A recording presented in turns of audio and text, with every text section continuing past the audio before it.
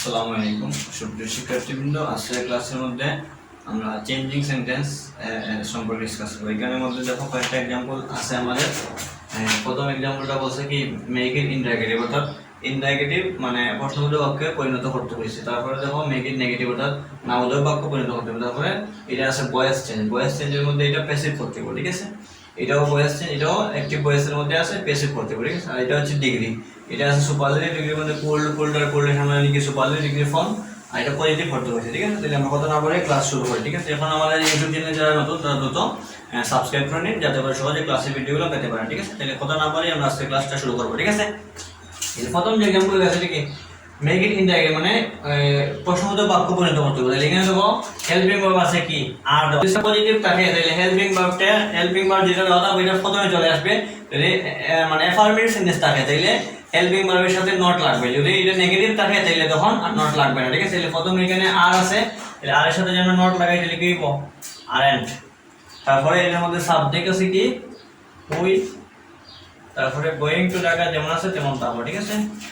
তারপরে যে দুইটা ইন্টারগেটিভ পড়তে হইছে তার মানে এখানের মধ্যে এটা প্রশ্নবোধক চিহ্ন দেওয়া লাগবে, ঠিক আছে। তারপরে দেখো বোথ মেসি এন্ড রোনালদো আর গ্রেট ফুটবলার, ঠিক আছে। আমরা এটা নেগেটিভ পড়তে হবে, একটা রুলস আমরা জানি কি বোথ যদি সেন্টেন্সের মধ্যে থাকে তাহলে বোথ থাকলে পরিবর্তে হয় কি নট অনলি, আর এন্ড এর পরিবর্তে কি হয় বাট অলসো, ঠিক আছে। তাহলে আমরা জানি কি এই বোথের পরিবর্তে লিখলাম কি নট অনলি, আর এন্ড এর পরিবর্তে কি লিখবো বাট অলসো। তারপরে বাকি অংশ যেমন আছে তেমন থাকবে, ঠিক আছে। মানে কি এর আনসারটা হচ্ছে শুধুমাত্র মেসি নয় রোনালদোও ভালো, ওই ভালো খেলোয়াড়, ঠিক আছে। তারপরে যখন আমি কি লিখলাম voice change, computer helps us a lot, এখানের মধ্যে কম্পিউটার হচ্ছে সাবজেক্ট, হেল্প হচ্ছে মূল ভার্ব, আস হচ্ছে অবজেক্ট একটা, এ লট আর একটা অবজেক্ট। এখানে দুইটা অবজেক্ট আছে, যদি দুইটা অবজেক্ট থাকে তাহলে আমরা কি করতে হইব দুইটা তাহলে একটা অবজেক্ট সামনে দিব। আস আছে এটারে আসটারে আমরা সাবজেক্ট সামনে নিলে আমরা উই হয়ে যাবে, উই হচ্ছে সাবজেক্ট আর আস হচ্ছে অবজেক্ট, তাহলে আসটার আমরা সামনে আনলাম উই হয়ে গেল, ঠিক আছে। তারপর এটা হেল্পিং ভার্ব আছে, এটা কোন টেন্সের মধ্যে আছে সাবজেক্ট প্লাস মূল verb present form plus object, মানে কি এটা আছে প্রেজেন্ট ইনডিফিনিট টেন্সের মধ্যে। যদি প্রেজেন্ট ইনডিফিনিট টেন্সে থাকে তাহলে আমরা পরিবর্তন করিয়া এই হচ্ছে তোমার এতে নিব, ঠিক আছে।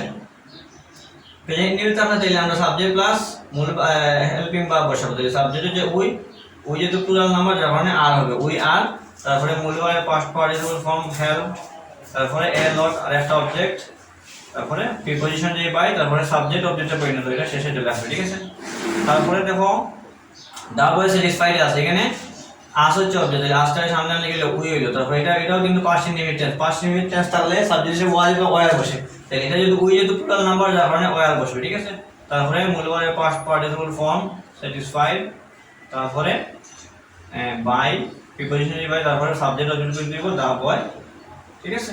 তারপরে তো এটা কি বলছেন পজিটিভ করতে দিব, পজিটিভ এটা আছে কোন এর মধ্যে ডিগ্রির মধ্যে, এটা কিন্তু ডিগ্রি কম্পারিজন অফ ডিগ্রি, এটা আছে তোমার সুপারলেটিভ ডিগ্রির মধ্যে। কিভাবে বুঝলা, এটার পজিটিভ ফর্ম হচ্ছে কোল্ড, কম্পারেটিভ হচ্ছে কোল্ডার, সুপারলেটিভ হচ্ছে কোল্ডেস্ট।